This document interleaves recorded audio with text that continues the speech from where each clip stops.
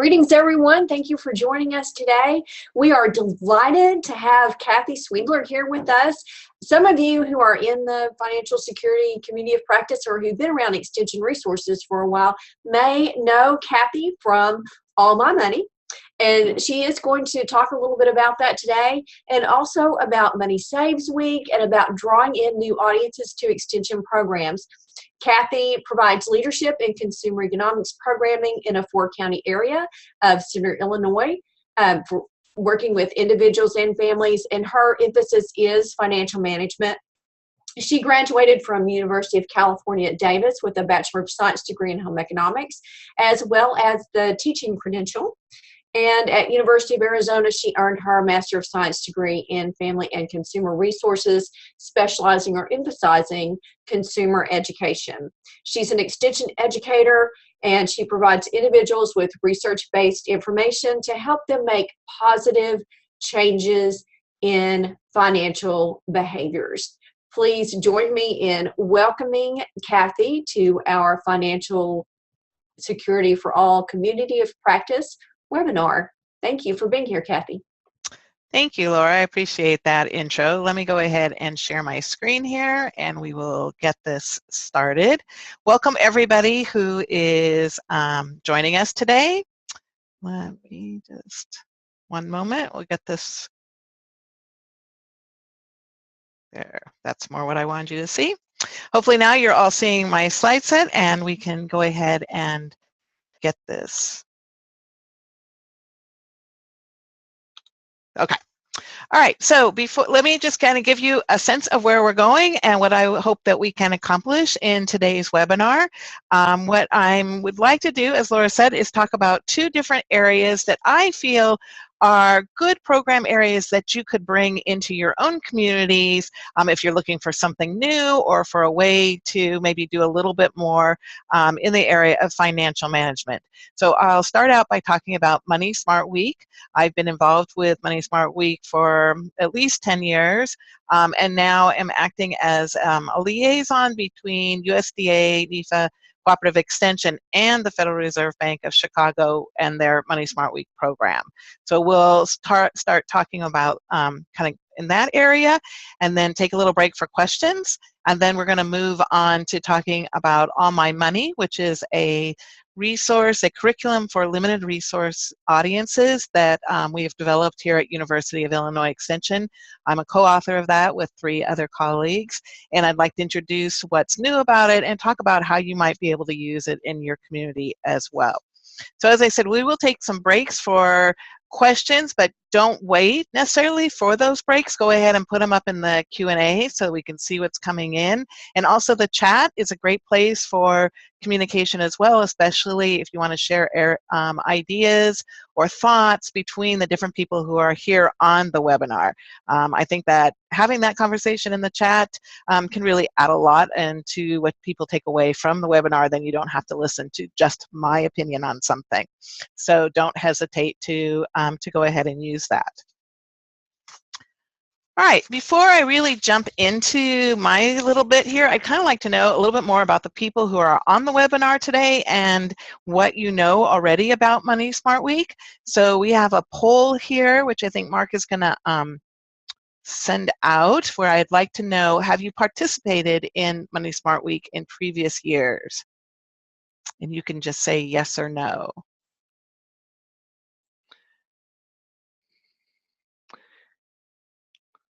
Is there a way to I'm not quite sure how this works. Yeah, what I'll do, Kathy, I can see people as they're voting now, and we've got, let's see, okay, 22. So we've got about 15. We'll give it another 10 seconds, let folks vote. And what I'll do is share that when I end the poll. Wonderful. Okay, so I'm going to end that now. So I'm sharing those results now. Are you able to see those, Kathy? No, I'm not seeing those. So maybe yes, it's odd. Sometimes the panelists can see it, sometimes they can't. Okay. So the 63% of people that responded said no. So 10 said no, and then there were 6 that said yes. All right, well then, that gives me a good sense about that. And then the other thing I was wondering is, What is the program area that you teach the most? I know that some of us, like in Illinois, I teach just financial management and consumer issues, but in other areas you might be teaching a variety of topics, or you may be a specialist focused on an area. So I kind of wanted to get a sense of who I was speaking to in that way. One of the things, so I think the poll is probably up, even though I can't see it. It is. So you can go ahead and vote. And one of the things that I really like about Money Smart Week is, even if financial management's not your area that you do most of your programming in, there's opportunities for participation. So how's that looking, Mark? We've got about 18 of 19, so I'll go ahead and end that.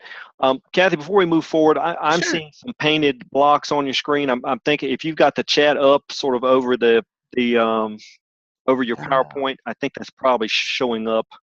Interesting. And All right, so and I'm going to get rid of those. And I was going to say, if you had multiple, I can't remember if you had multiple monitors, you can slide them off the screen. That way you can still view them. no, but interesting enough, now I can see the poll.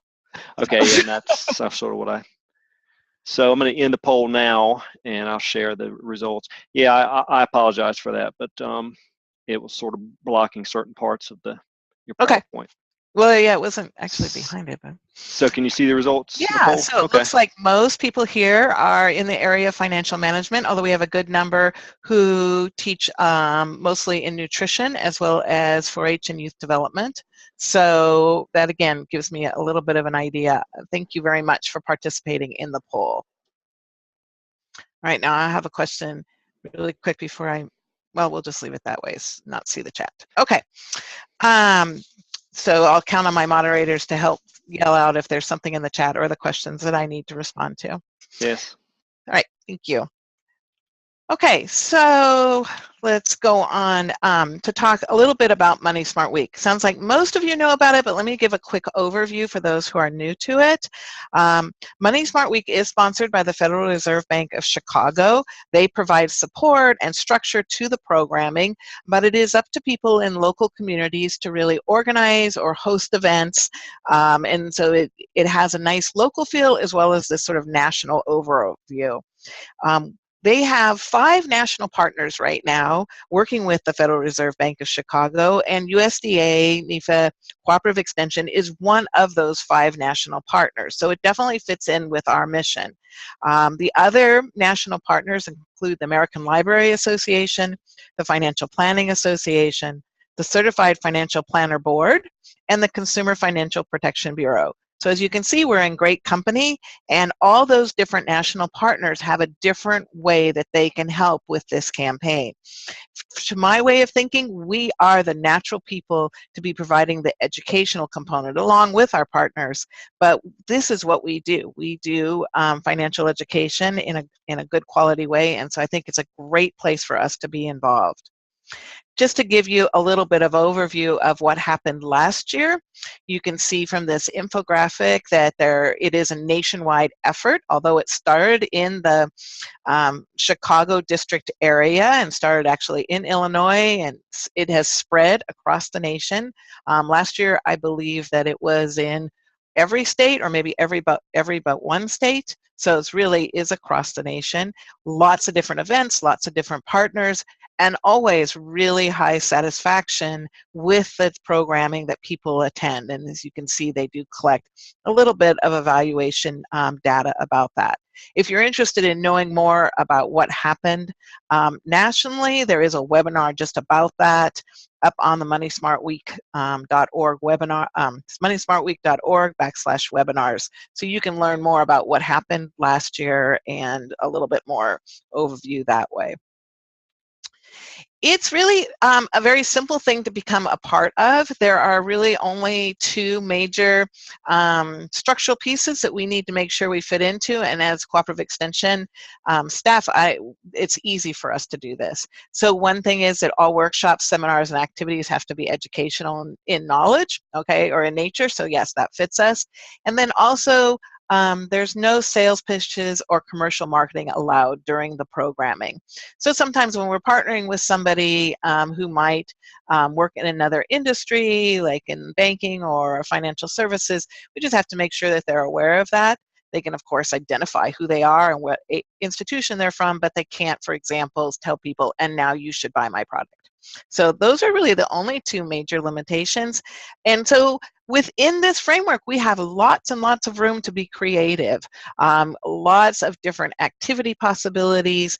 Everything doesn't have to be about a PowerPoint and a lecture. In fact, I find that we often have a lot of engagement in the communities when we think out of the box and we try something different and new. So you might want to kind of challenge yourself if you want to try something new. This is an opportunity during Money Smart Week to do it. I wanted to share with you some different topics that I've seen or known that people have taught. As you can see, some of are sort of our traditional ones, like building credit, credit scores, home buying. But for those people who might teach in other areas, there's lots of places to fit in here. Healthy eating on a budget is something that tends to cross over in both the financial area as well as the nutrition. Our energy educators or environmental type areas often present in Illinois about how to go green and save money while being environmentally savvy. Who Gets Grandma's Yellow Pie Plate is really a very popular one again, and yet often fits in more with some of our more family relations type programming.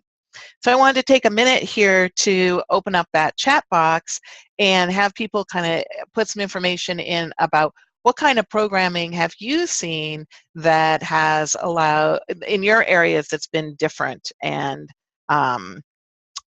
maybe interesting that you'd like to share. What have you been doing? And I'm going to, Mark, is there a way I can get that chat box back open? It is. So your toolbar moved up top, and then there's a little dot button.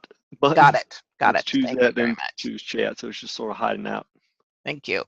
So what, and I'll put it where I have nothing interesting on my slides anyway. So what have all you been doing? Okay, Grandma's Yellow Pie Plate from Minnesota. It's a good one to be thought about. Rental education, student loans, retirement, home buyer ed. Other things.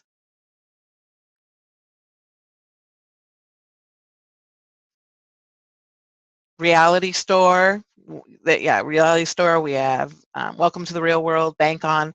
Great opportunity during Money Smart Week to really reach out for some of our youth programming and partner with our 4-H youth educators. It's a natural place for us to kind of get out into the community. Sometimes I'll be out doing something with younger kids, and there's also a way for me to catch those young parents, which is a hard audience for me to find. And so I kind of can get a double whammy that way. Okay, let's see if as other things come to mind, go ahead and add them to the chat box as we go here. Okay, I might have to get rid of that again. I see. Okay. One of the things I really like about Money Smart Week is over the years, it's been an excellent way for me to really grow my partnerships and to expand my partnerships. And what I have found is that the partnerships I build during Money Smart Week have continued throughout the year, and that has been huge.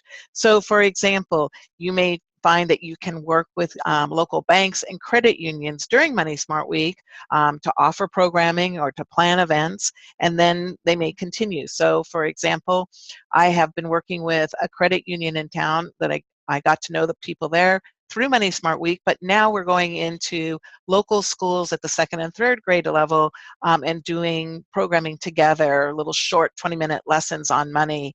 And that has been just a really wonderful partnership. We each bring something different to that program.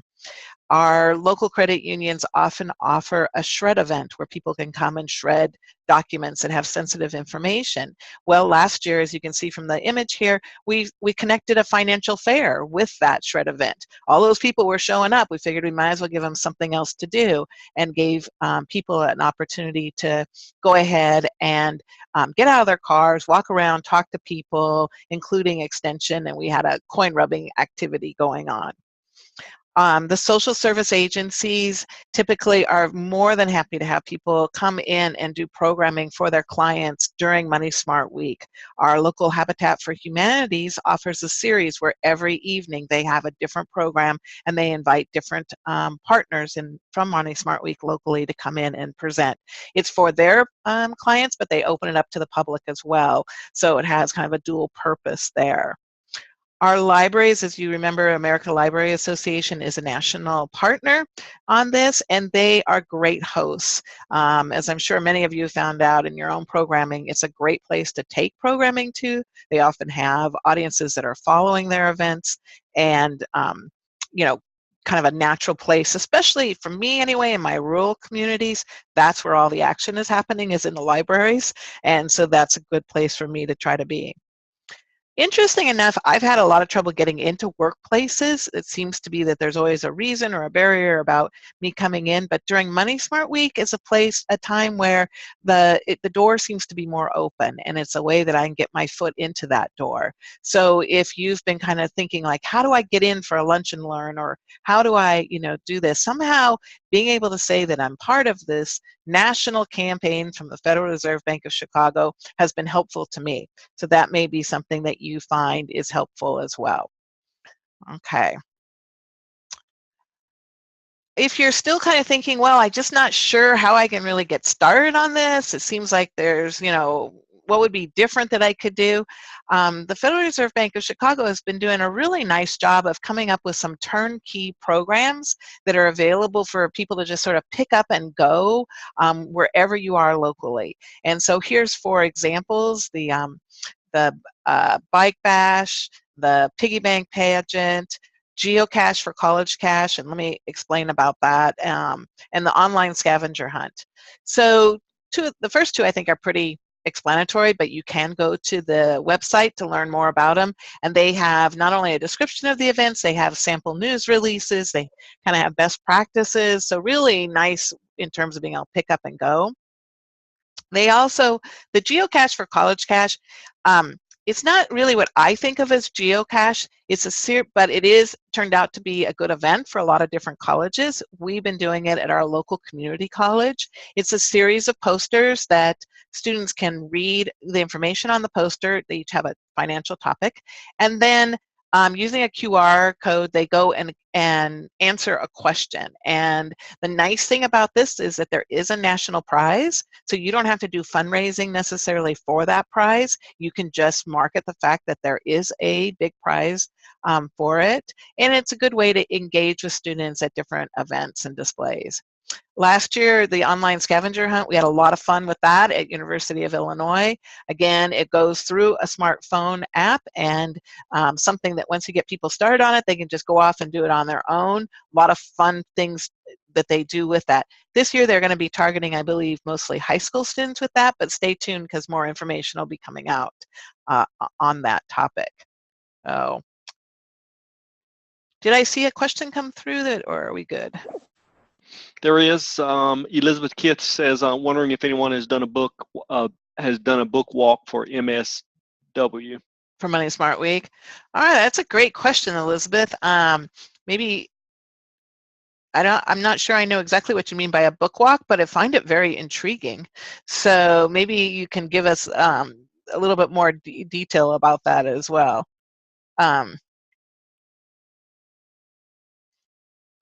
But I haven't heard about that. But I think this is one of the things that's wonderful about Money Smart Week is you can do so many different things that our normal programming might not really give us the space or the opportunity for. So it's always nice to have that chance to do something different.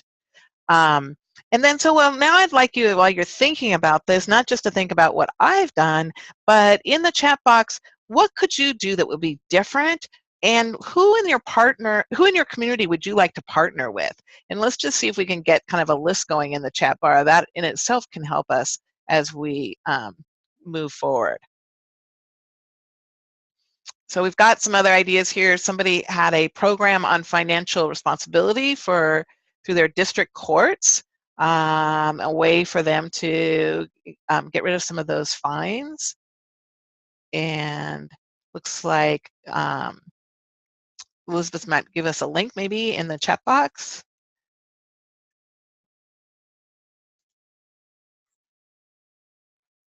So is that real? Let's see. Trying to catch up with the chat box. Jerry want to know if it's any way related to CFPB's effort to develop public libraries as local resources for personal financial education. Well, I can't mention all of that, but I do know that the CFPB is really encouraging everybody to download materials and use them during Money Smart Week, and that as a way to get that out. Barb O'Neill is suggesting maybe another video contest like we did for America Saves Week. I like the idea of national programming that we can have, you know, somebody organize and we can all do it nationally. I'm always up for something I didn't have to organize. So go ahead and keep that chat box going as I talk and see what else we can come up with here. So one other thing I wanted to point out that I think has great potential for extension is that this is to do webinars. The Federal Reserve Bank of Chicago is really excited about the idea about more online things that people can take advantage of in wherever they are in the nation. So for example, University of Illinois Extension will be doing a webinar on Monday of Money Smart Week about credit reports, scores, and histories. But what I would love to see going in the future would be that somebody in Extension was doing a webinar every day. I just think it'd be great if we had our own series that we could market and really use that to, one, get out really great information, but also raise people's awareness of cooperative extension and the kind of work that we do. So that's sort of my dream that I would love to help facilitate if anybody else is interested in that. So let's say that you're interested in this, you're thinking, okay, I want to do this. How do you get started? It's really not complicated. The first thing to do is go to the Money Smart Week website and go ahead and sign up and go ahead and, become a partner. When you go in, you're going to be asked to complete a profile. I want to stress the importance of adding your address. Because that address will drive other parts of the website like events and things. So make sure you've got your address in there. And if you've been a partner before, you may want to go in and double check your profile and make sure your address is there. That's just one little bug that we kind of need to work on. And what I failed to mention is that there's a new website this year. So that has been very exciting. It has a great new look. It has a lot of different layers that are looking really good with a lot of good resources on it. So for those of you who have been a partner for a while, you'll see this new look, but just double check your profile. Make sure it's got all the information we need in there. The other way to connect with Money Smart Week is through their Facebook page, and they have a lot of different followers on there. As they put up information, I find that it's really nice that I can just share it over to my local pages and kind of, piggyback on the efforts they're doing. So that's another way that they help support our local programming. They also are providing free marketing materials in cooperation with the CFPB. So a lot of things are downloadable, like the logos and customizable flyers, but you can also get pre-printed items that are high quality from the CFPB, and it's easy to order them. They're saying 3 to 4 weeks, but I've been getting my things pretty quickly, so you still have time to get those orders in. They have everything from bookmarks to flyer stuffers to 8.5 by 11 posters like the image here. So really nice things that are just ready to go and makes our lives easier when we're trying to focus on the education piece to have that marketing materials already out there and available to us. The other thing is that if you're interested in just kind of staying connected through Cooperative Extension, we do have a Money Smart Week Cooperative Extension listserv, and if you're not already on it, you can go ahead and send your email to Sylvia Montgomery at NEFI, and she'll add you to that list. If you got an email from me in the last couple days, you're on the list. If you didn't, you're not on the list. So that in case you're wondering if you've already been added to that list or not. Okay, let me pause here for a minute and let's see if we have any questions that need to be answered. Looks like Elizabeth talked about a story walk. at www.kellogghubbard.org/storywalk. So I'm definitely going to check that out. Thank you, Elizabeth, for sharing that resource. Annie, let's see what else is happening. Any other questions?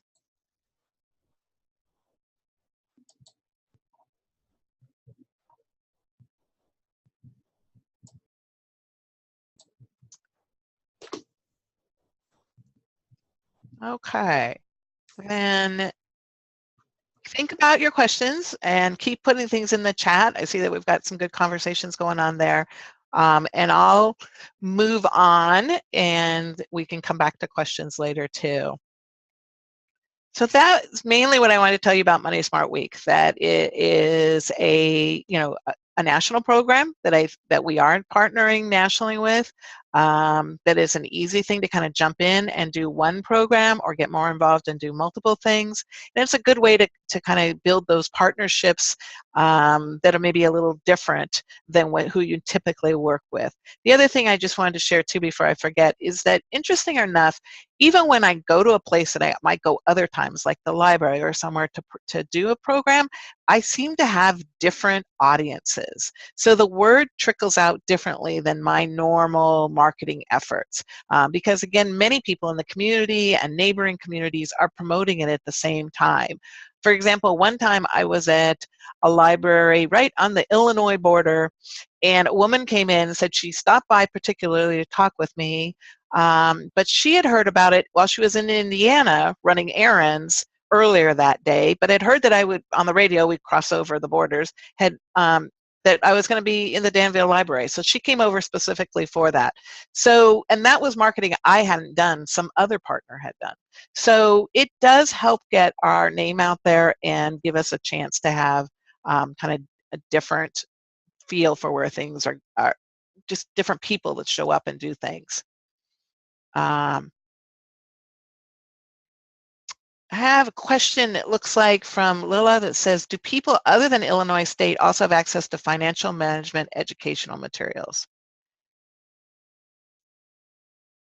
And all the things that I'm talking about are available to everybody.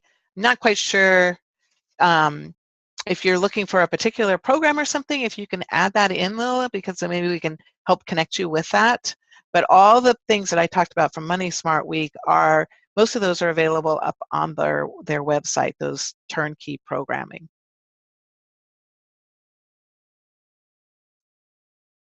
Okay.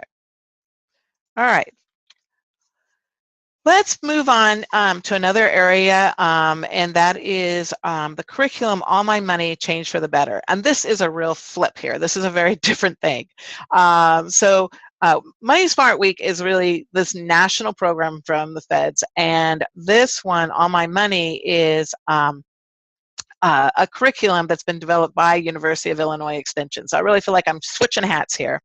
And it has been around for a while, and you may have seen it in its previous version. So it was originally published in 1997, and it had a couple of updates.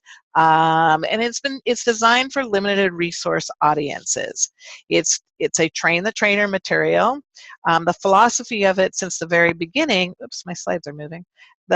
From the very beginning has been about making it a very engaging type hands-on curriculum. The purpose of it is to facilitate discussions and not have the teacher or the person leading it to be lecturing, but really facilitating discussion.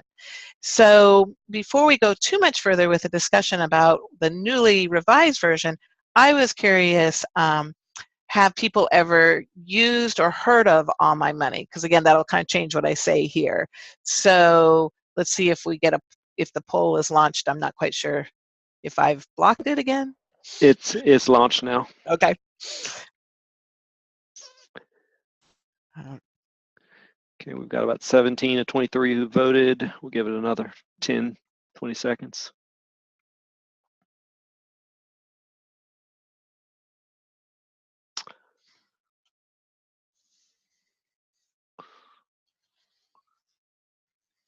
Okay, can you see that? No, unfortunately, I don't know Okay. why, but I can't. So let's see, 43% have never heard of it.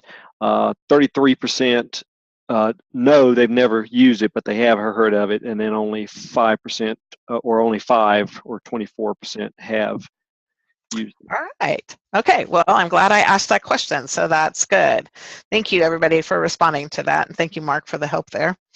All right. So we had this curriculum that actually had been sold nationally and was out there, and essentially we ran out of copies, and we had to think about whether or not we wanted to revise it. Well, when I looked at the old copy, one of the handouts was what you see here, the ATM machine picture, and the idea was that you could hold this up and show it to your audience and say, you know, this new thing is ATM machines, and they look kind of like this. So clearly we needed to change, update the curriculum when it went out of print. And so then the next question is, all right, we know it's outdated, but do we need it? Or has there been something else developed out there that would suffice and or be just as good? So my colleague Karen Chen and I, we decided to do a research survey, and we sent out a questionnaire to people that had used or purchased the curriculum before, and asked them quite a long series of questions about how people they were working with were managing their finances today, and what kind of financial education curriculum would people who were out in the field like to see.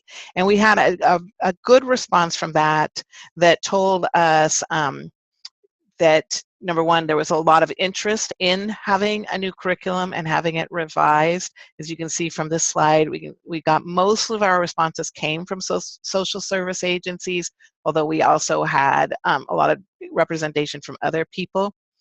And and one of the things that they also told us is what they thought was the most important aspects that should be covered in a curriculum for limited resource audiences. And that was budgeting, savings, and managing debt. I'm sorry, I'm moving the slides seem to be moving on my own, so I'm moving them backwards, and I hope that's not too confusing to people, or unless it's somebody telling me I need to go faster.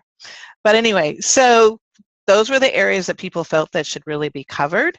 And they also mentioned that things are changing, as we all know from working in the field, in terms of what kinds of topics needed to be covered that weren't in the old curriculum, like things like prepaid cards, payday loans, paying down debt, more emphasis on that.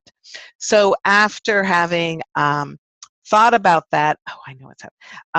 We went ahead and developed a new curriculum, which has 8 different areas, and you can see them here. Who Am I with Money, which is sort of an intro piece, and I apologize for the slide thing here again.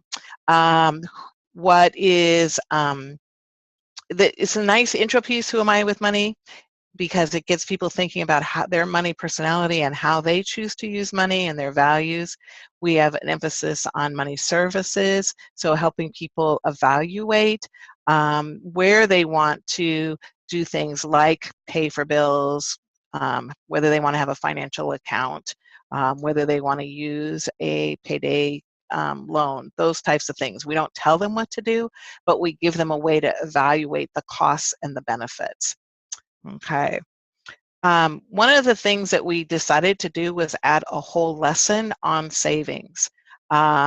This is something that when we looked at other curriculums, we weren't finding a lot of information about how to teach for limited resource audiences. And while we obviously, limited resource audiences will not be able to save the same quantity of money as maybe other income levels, there's still a need for an emergency savings and to have that backup piece so that they don't have to borrow money at high interest rates.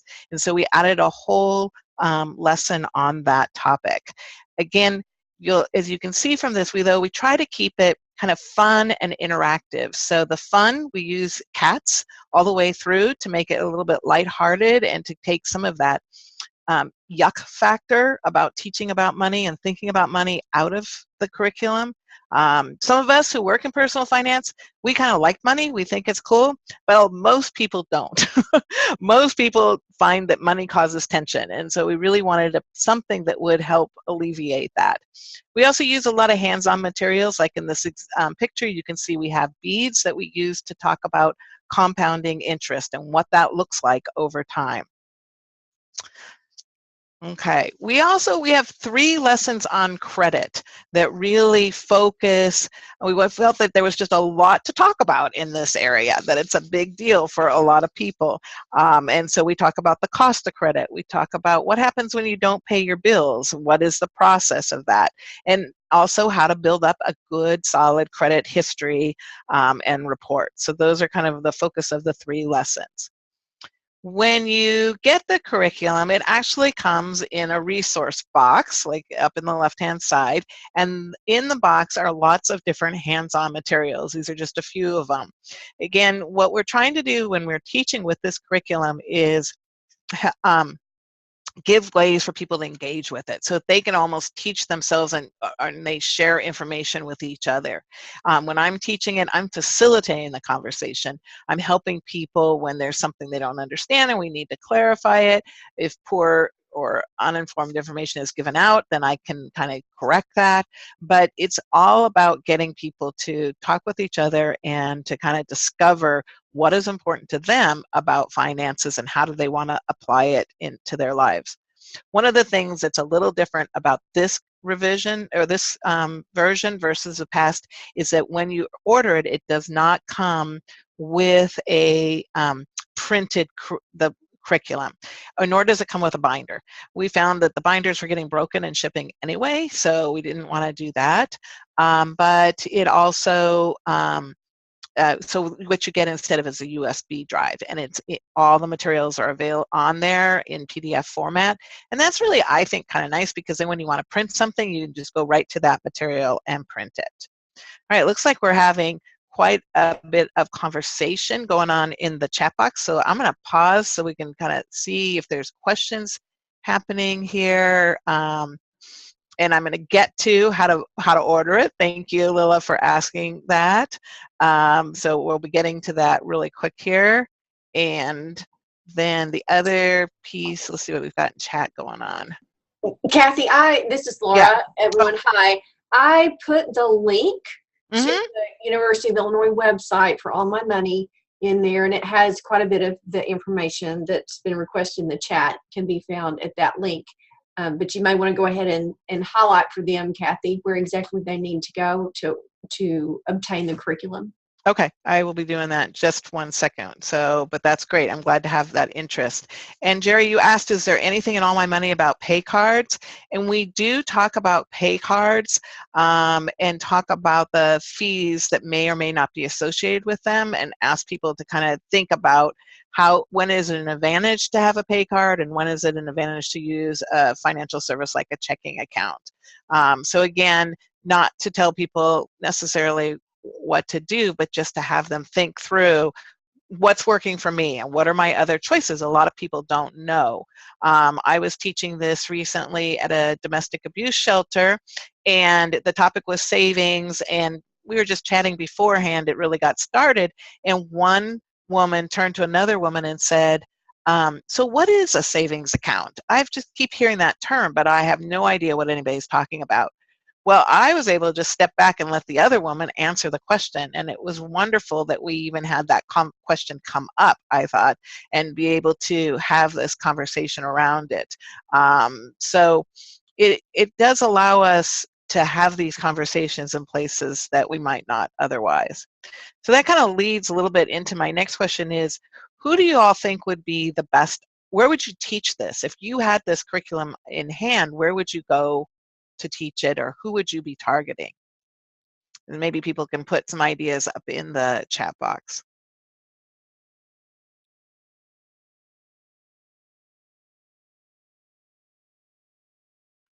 I mentioned domestic abuse shelters. All shelters have been a good place for me to be teaching it directly. I'll be taking it public libraries. It's a good one. I often get asked if it can be used with youth. Even though it has a cat, sometimes that makes people think it's a child's or youth curriculum. It's really designed for adults, but I also use it sometimes for high school, especially alternative education programs. The courts program is perfect. Mental health services, workforce development, housing clients, adult ed, churches, all of those are great. Parent center, great ideas. I might steal a couple of these myself. Okay.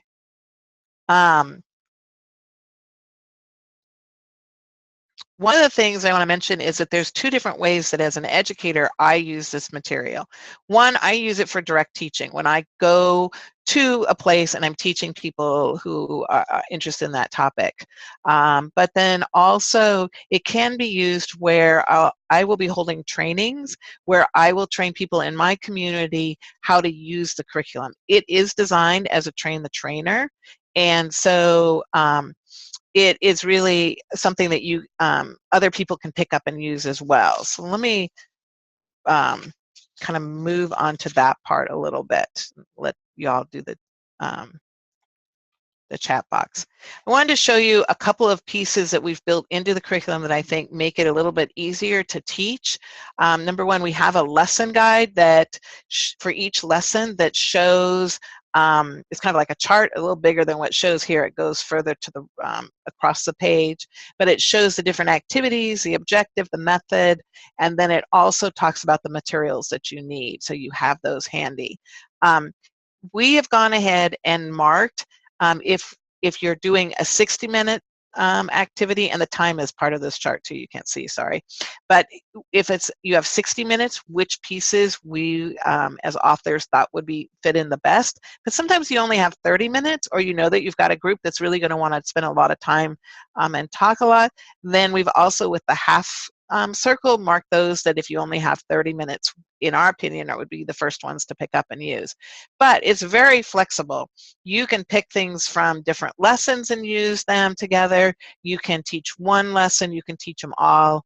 You can teach them in different orders. There's only a couple places where in the curriculum you might, if you hadn't taught it in order, you might need to like review a concept, and we mark those. We have said, if you didn't teach this already, go back to this page and review about this materials. We do give estimated time and objective, all those kinds of things. Because it's a train the trainer, we are anticipating that many people who will be teaching from this curriculum won't be people who always teach financial management. And so we have teaching tips of how to kind of facilitate that if you haven't had a lot of teaching experience, for example. In the activities, we have a list of like, these are questions to ask after you've done this activity. Here's some way to draw out information. Here's background information if you don't know the material. So again, it's designed for the train the trainer. So when I teach a training on how to use this curriculum, I anticipate I'll have social service workers here. I may have people from different youth programming. I may have people, I've even had some people from HR at different workplaces contact me about it, because they end up working with individuals at different times and want to be able to share financial education materials. This is something where they can pick out the piece they want to share it either in a group setting or individually with somebody, and it has all the information they need together to share it together. All right, finally, I got to the purchase information. And thank you, Laura, for putting up that website. The website Laura put up has information in general about the curriculum and a lot more information about what's in it, a lot of detail there. If you're interested in ordering it online, you can go to pubsplus.illinois.edu, or it'll link you over from the website as well, or you can call this toll-free number. So, and it costs $150 plus shipping. And I just wanted to share that this was done by a whole team of us here at University of Illinois, including Sasha Gravenstetter, myself, Karen Chan, and Pam Atkinson. So I get the fun of talking about it, but it was a joint effort. And again, also, if you want to contact us, we have an email that you can send it to at allmymoney@illinois.edu. So another good opportunity for me to pause here and see what questions and things have been going on, and if there's anything that I need to answer? Okay, looks like we're okay on the question. Any other questions people have? Comments about this? Some other ideas for partnering local food banks or food shelves? Excellent. I've even found that some of the materials, because they're so hands-on and there's things to do, have worked well at display events. So for example, when we go to food banks, we're often more of a table event that people can come by, but I can pull out things from this curriculum to have people try things and do things, and it engages them. Thank you, Elizabeth, for asking about the evaluation or impact data from the revised curriculum to share. So when you go to our website that Laura put up there, the All My Money one, there is an evaluation piece that's linked. That's from the original. From the revised, we've only had this out since November. So no, we don't have impact data yet, but one of the key, but we plan to. One of the key things though is that at the end of each lesson, there is a evaluation. It's very short evaluation, so mostly designed to give the instructor feedback about what they taught and how it was received. So that one is very much to give the feedback to the instructor. But we also have in the curriculum, we have permission from the CFPB board, Consumer Financial Protection Bureau, to put in their financial well-being scale. So we offer that as a way to do a pre and a post. If you were teaching several of the lessons to a group, you could do the well-being scale at the beginning, and then you could do it at the end and see what change there was.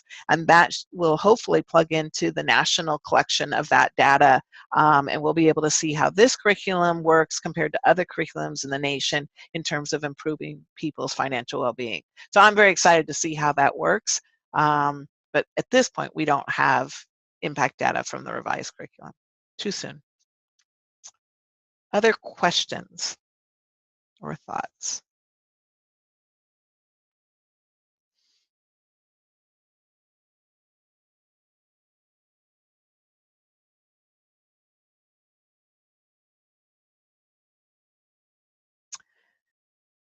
So I see Money Smart Week and All My Money as different ideas. One's a campaign to really raise public awareness of financial education, and we can use it to raise awareness of cooperative extension for sure, Money Smart Week.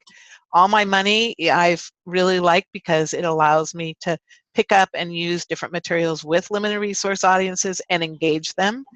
Sometimes it's a difficult audience to get engaged, but I really do, that's what I use. I like it. Not only did I offer it. So 2 different ways to bring financial education to your communities. Somebody just asked, this webinar is being recorded and it will be archived. And it will, and it'll be available with the Learn event. In fact, give me a second. I'll paste the event into chat just so you have it, but it'll be available there. Thank you, Mark. And I think if you'll get our slides, maybe if you get your slides to Laura, she can also make them available on the Learn event if they're not already. Yes, I will do that. And I wanted to go to point out again that as we've had these conversations and things have come up in the chat, where possible, I've gone ahead and posted links to things related to Money Smart Week, the partner sign up, Sylvia Montgomery's email, and Kathy, would you refresh? I heard you say it and I saw it on your slide, so I posted it in there. But again, why would they need to contact Sylvia Montgomery with NIPA? Yes, so Sylvia Montgomery is managing the Money Smart Week extension listserv. So if you want to be added to the listserv, which is designed, if you want to be added to the listserv, then contact Sylvia. And then what we're trying to do with that, although honestly we haven't done a lot with it, but we're growing on it, is exchange ideas about Money Smart Week and how to get started and different, share ideas of things that are going on. So that's kind of been my thing to try to get that up and going, because I feel like when we're out in our own counties as educators, it's sometimes hard to come up with new ideas or how to get started in something, and that can help us out that way. Great, thank you, Kathy. And that's for county educators as well as state specialists. So anyone, my understanding, Kathy, is that you've already been sending out some correspondence via email for that. So those of you, if you're wondering if you're on the list or not, if you haven't received anything yet, you may not be on the list. So contact Sylvia Montgomery.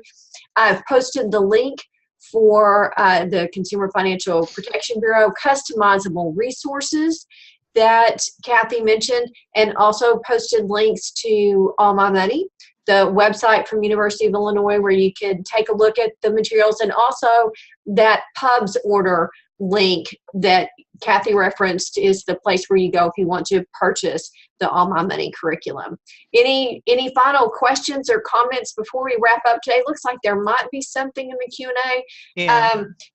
Okay, so someone says they're currently using the old curriculum. Well, I need to go through the training for the new curriculum, Kathy. So that's an excellent question, and thank you for raising that. You don't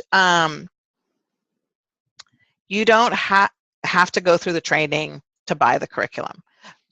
And so even if you hadn't already used the old curriculum, there's no requirement to go through a training before using it. And it is written at a train the trainer level. So if you are somebody that has been teaching, then I think that in my opinion, you could pick it up and use it without any problem. If you have any questions, of course, you can contact us and we'll be happy to help you with it in whatever way. The other thing I have to say is that we have only 3 consumer economics educators in Illinois right now. And so the likelihood of us being able to offer a lot of trainings is limited by staff. So we did do something at a pre-session at AFCPE last year. We may be doing some other things, and of course you can come to Illinois to one of our trainings, but the trainings are going to be limited. So I wouldn't wait for a training. But if you pick up the curriculum and you have any questions about a section or something that's doing it, please let us know. One of the nice things about it being on a USB, rather than being like having to print 1,000 copies, is we can tweak it. So we're not really trying to do that, but if there's something that's really not clear, we will fix it. Hope that helped. Oh, okay. We're coming up on the end of our hour together. We have just a few minutes left. Kathy, any final comments or anything else you wanted to tell our viewers today? No, I just thank you everybody for coming on. I'm very excited to have this opportunity to share with you. And also just, I hope it's been helpful to have you hear how I use these things. I've found them to be, again, a nice thing that I can kind of pick up and go with without having to recreate the wheel. So hopefully it'll be helpful to you that way too. Great ideas. Thank you. Great ideas for working smarter. And I wanted to remind everyone that this is a monthly event, the Financial Security for All Community Practice Webinars. Next session is April the 26th. That's 11:30 Central, 12:30 Eastern Time. Our topic is positive psychology, and Cynthia Crawford will be the presenter for that session. Details on that, Cynthia's bio, and a description of the webinar session are in a Learn event, learn.extension.org to look for that. Anything else, Mark, before we sign off today? Nope, I think that is all. I think you got it covered. All right. Thanks, everyone, for joining us. See you next time. Thanks, folks. Bye-bye. Thank you. Bye.